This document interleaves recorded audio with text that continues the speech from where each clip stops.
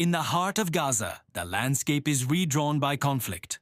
What were once homes are now mountains of rubble.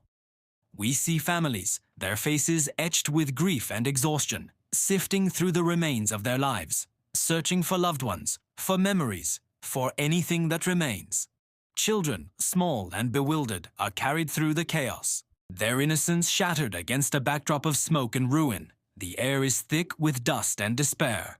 Long, silent queues of people wait for a bottle of water, a loaf of bread. The arrival of a UN truck is a momentary flicker of hope in an ocean of need. From above, the true scale of the devastation becomes clear. Entire city blocks have been flattened, a monochrome testament to the destructive power of modern warfare. The silence from this vantage point is deceptive, broken only by the distant, rhythmic thud of explosions. A constant reminder that the violence is not over. Across the world, this reality is filtered, packaged, and broadcast. In sleek newsrooms, anchors deliver updates with practiced gravity. Screens flash with breaking news banners, casualty counts, and strategic maps. The war becomes a global spectacle, a relentless 24-hour cycle of information and analysis. But what truth are we being shown? Switch the channel, and the narrative shifts. The same event is framed in radically different ways. One headline speaks of liberation, another of occupation. One report details a strategic strike, another a massacre.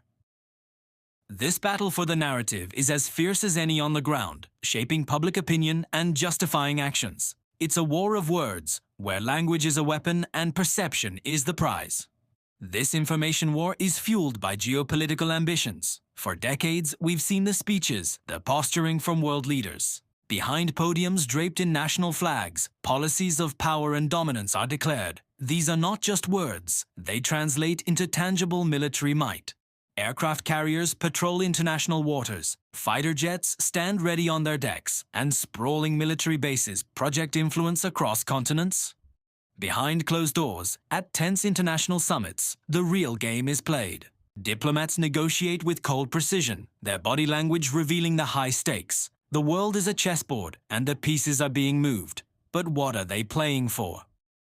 Follow the lines on the maps. Borders shift, resources are claimed, and strategic assets are secured. The world's economy runs on oil, gas, and critical minerals, transported along vulnerable shipping lanes.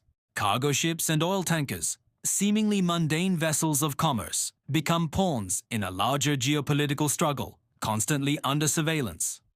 Control over these resources and routes means control over the global system itself.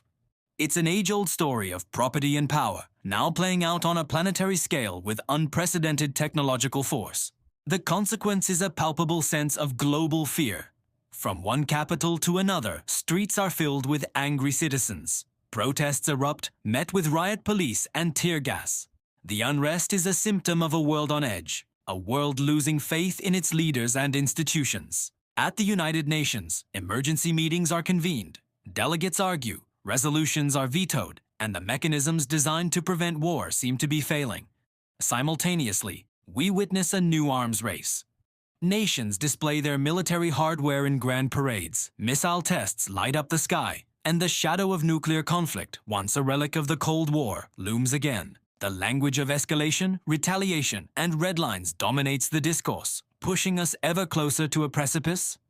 As we stand on this brink, we must pause and look at the faces of the children caught in the crossfire. In Gaza, in Ukraine, in Sudan, in countless other forgotten conflicts, they stare into the camera. Their eyes hold no politics, no strategy, no ideology. They hold only the profound, silent question: why? Their gaze is a mirror, reflecting our own shared humanity and our collective failure to protect it. Seen from the quiet of space, our Earth is a single fragile sphere. It is our only home. The headlines of our own making. Words like warning, collapse, retaliation fade in and out over this beautiful, vulnerable planet.